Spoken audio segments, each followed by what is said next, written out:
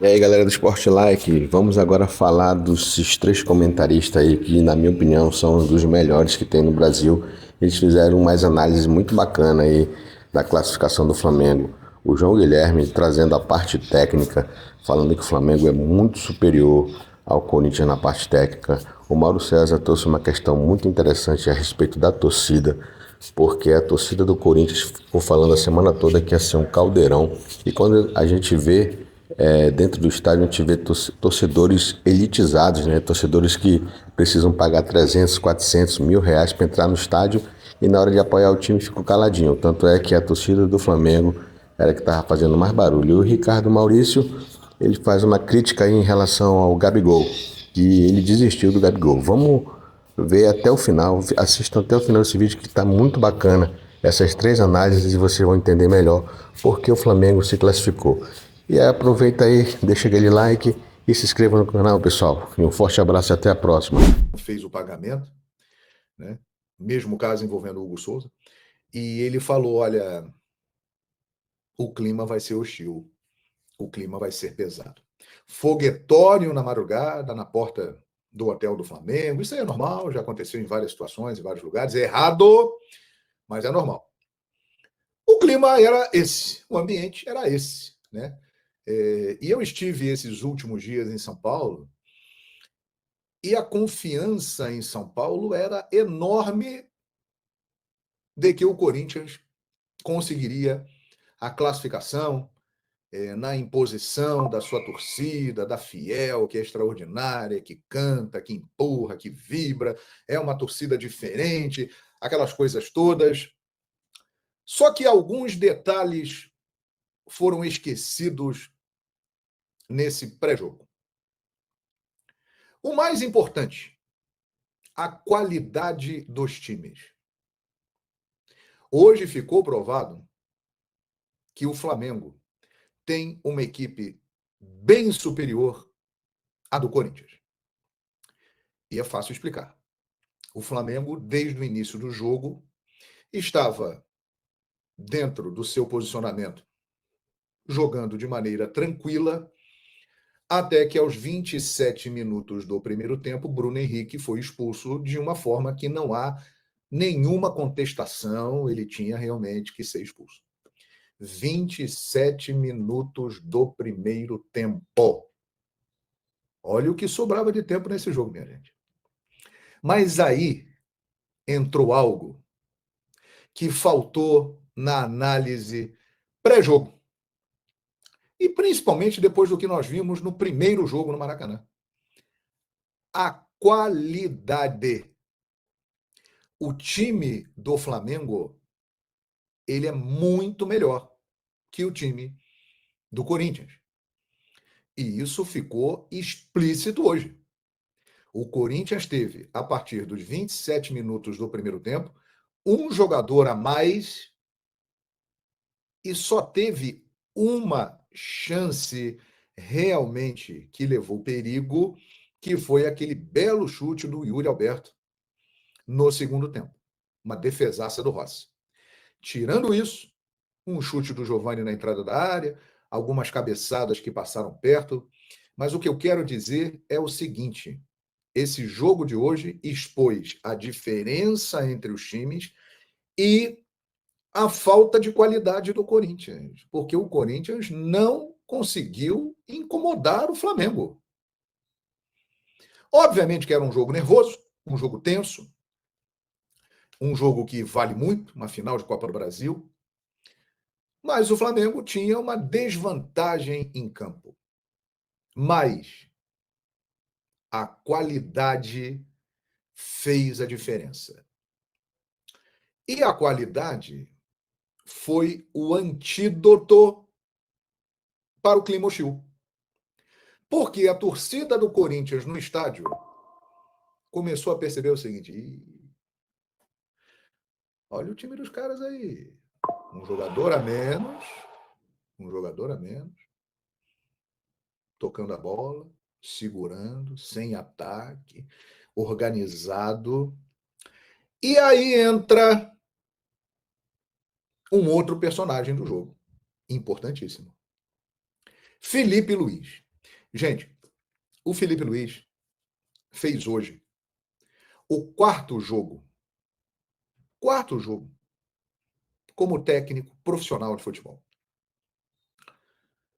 Ele ganhou do Corinthians por 1-0, ele ganhou do Bahia por 2-0, ele perdeu para o Fluminense por 2-0 e hoje ele empatou com o Corinthians 0-0. Felipe Luiz, aos 27 minutos do primeiro tempo, viveu o seu primeiro grande desafio como treinador de futebol. Bruno Henrique sai, dá uma pisada na cabeça do Mateuzinho, na frente dele. A imagem mostra ele assim, ó, já era. O que eu vou fazer? Aí, na hora, ele decide, vou tirar o Gabigol, que boa parte da torcida do Flamengo pedia para ele fazer, mas ele não ia fazer, mas ele fez, tirou o Gabigol e botou o Fabrício Bruno. Naquele momento, muita gente pensou o seguinte, porra, que isso? Botou um zagueiro, fechou o time, tinha que botar o Michael, tinha que botar o Plata, que são jogadores de ataque, né, para chegar e para ir para o ataque, ir para cima, atacar o Corinthians. Mas aí é que tá. Existe uma palavra, além de qualidade, que definiu essa classificação do Flamengo hoje. Estratégia. A classificação do Flamengo foi uma combinação de qualidade com estratégia. O Flamengo... A classificação do Flamengo para a final da Copa do Brasil, o Flamengo jogando contra o Corinthians, empatou em Itaquera sem gols, o Flamengo jogando com homem a menos por 63 minutos, desde os 27 de partida, quando o Bruno Henrique foi expulso, uma expulsão correta, mas temos aí algo a falar sobre a arbitragem, falaremos no decorrer dessa live. E consegue assim o Flamengo a classificação para a Copa do Brasil. O Flamengo fez um bom jogo, dentro das circunstâncias, né? Fez aquela partida de resistência, de organização, e muito bem hoje o Felipe Luiz. Gostei bastante das tentativas dele, deram certo. As mexidas que fez, foi um técnico dito proativo, né? Buscando soluções, e encontrou boas saídas numa situação de dificuldade, você jogando fora de casa, independentemente do nível do adversário. Se você tem um jogador expulso tão cedo, fica realmente muito complicado, né? E o Flamengo conseguiu sair muito bem, o Felipe Luiz foi bem, vou falar sobre isso tudo, mas também vamos acompanhar a coletiva, né, do técnico do Flamengo, que vai falar já com a imprensa, a gente vai poder acompanhar, e depois da coletiva fica até mais fácil analisar tudo o que aconteceu, falando também sobre o que o técnico do Flamengo pensa a respeito da partida. Só um minutinho, gente, deixa eu só fazer um pequeno ajuste aqui, eu volto em um segundo. O Felipe Luiz não aparece para falar com a imprensa, e nós saberemos aí o que tem a dizer o técnico do Flamengo. Vamos conversar bastante nessa live, que tem o apoio do mercado Bitcoin. Você já ouviu falar no Bitcoin? Pois o último 3, a partir de agora. Uma das grandes falácias, muito boa pergunta aqui do Fernando Costa, é essa história de que, não, a torcida tal...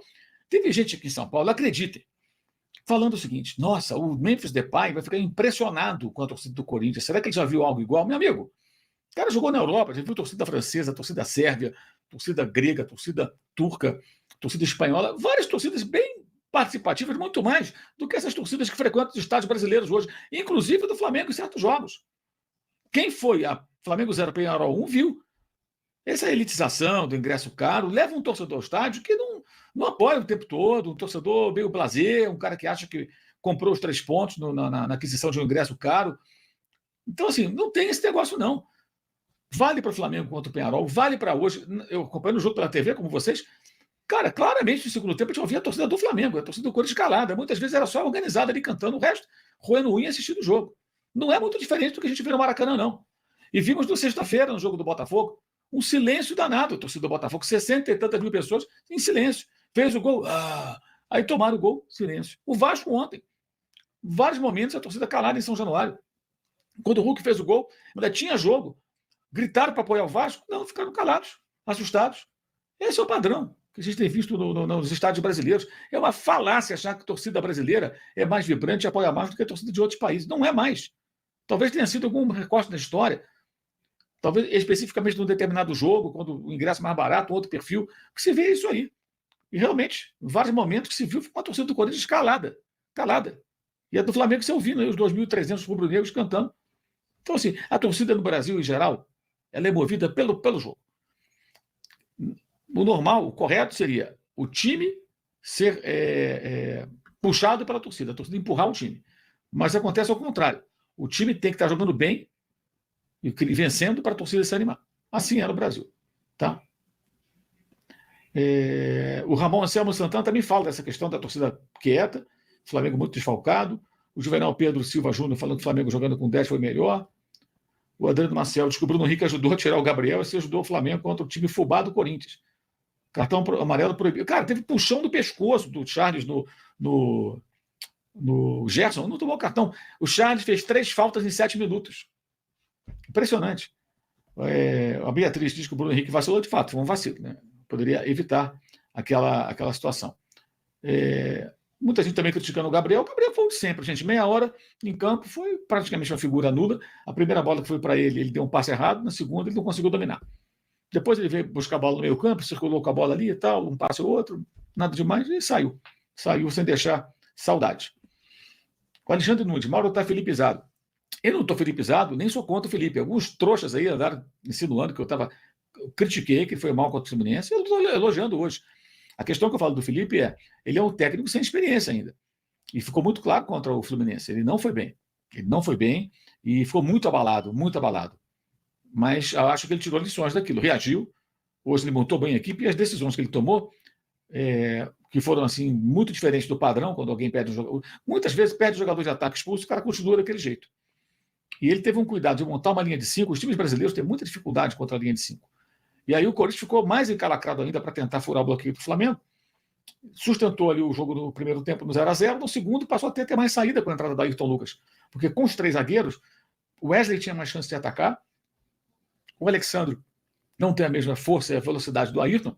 E com a entrada do Ayrton, o Flamengo passou a ter dos dois lados, laterais podiam apoiar e levar o time à frente. Depois entrou o Alcaraz no lugar do De La Cruz, melhorou. O Alcaraz pela esquerda, o Gerson pela direita, formando dupla com os dois laterais e levando o time para o ataque. E o Arrascaeta funcionando ali como um atacante, um falso 9, algo do gênero. Então, acho que foi bem. O Felipe fez boas mexidas.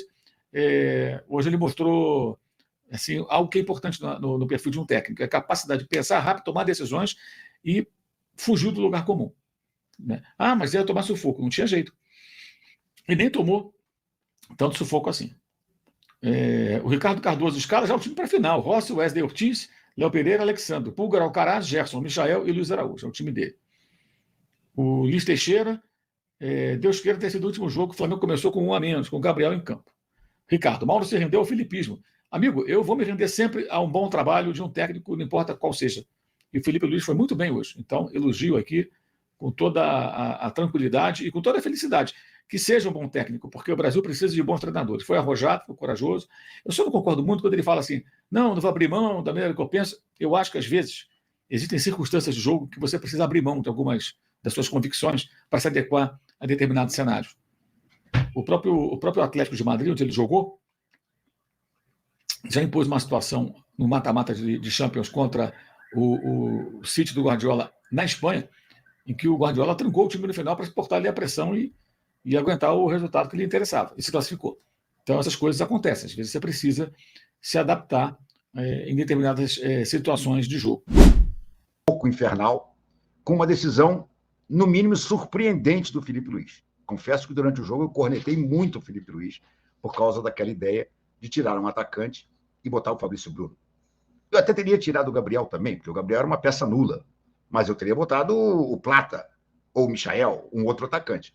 O Felipe Luiz, provavelmente inspirado no que via do trabalho do Diego Simeone, seu técnico do Atlético de Madrid, um dos técnicos mais longevos da Espanha, e reconhecido pelos seus sistemas defensivos, ultradefensivos e bem-sucedidos, provavelmente o Felipe Luiz teve essa sacada, já deve ter visto o Simeone fazer coisas semelhantes, e tirou o último atacante que restava, que era o Gabriel, que era nada, concordo, mas em vez de botar outro atacante, meteu o Fabrício Bruno e formou uma linha de 5 lá, que com a presença dos dois volantes se tornou quase inexpugnável.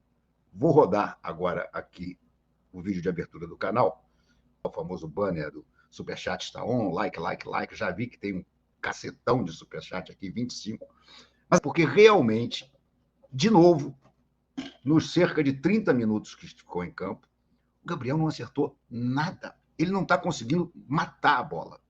Assim como no último jogo, no Fla-Flu, cruzaram uma bola para ele e ele, ao não conseguir matar, até acabou dando um passe para o Bruno Henrique. Só um instantinho aqui que eu tenho que responder a um chamado urgente do UOL aqui. O que é? Deixa eu ver, Pedro.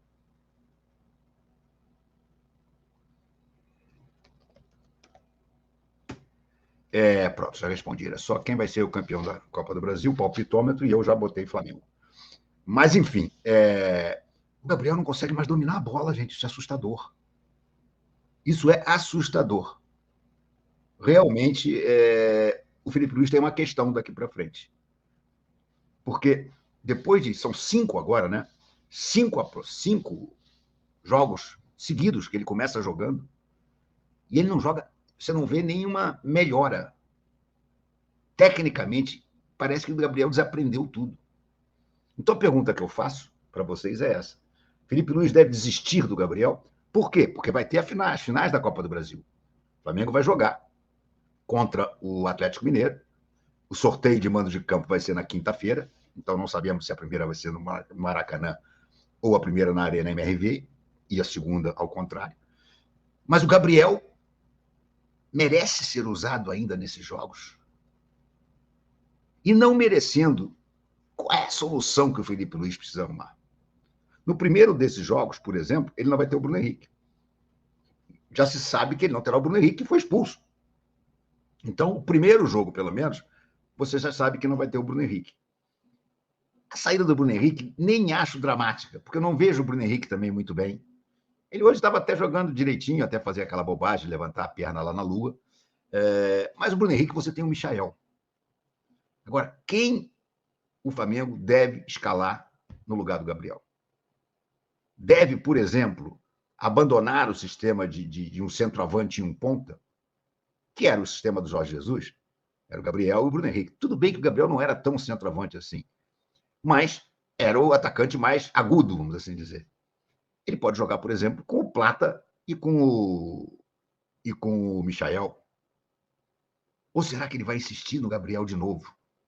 Eu confesso que hoje eu meio que desembarquei do Gabriel. Saúde. Vocês todos que me acompanham sabem que eu defendi até hoje a tese de que o Gabriel era a solução menos ruim, na ausência do Pedro, que faz uma falta gigantesca, monstruosa, abissal. E o Flamengo não tem nem... Será que o Felipe Luiz não tem um garoto na base que ele treinou que possa vir pelo menos para o banco? Porque tá duro, cara. Tá duro. Eu digo, o Michael na ponta esquerda, ok, no lugar do Bruno. Mas quem no meio, ou vindo da direita? Só o Plata. Ou então você vai começar com aquele negócio de Arrascaeta de falso 9, entendeu? É mais complicado. E outra coisa, esquece De La Cruz, né, gente? Esquece De La Cruz.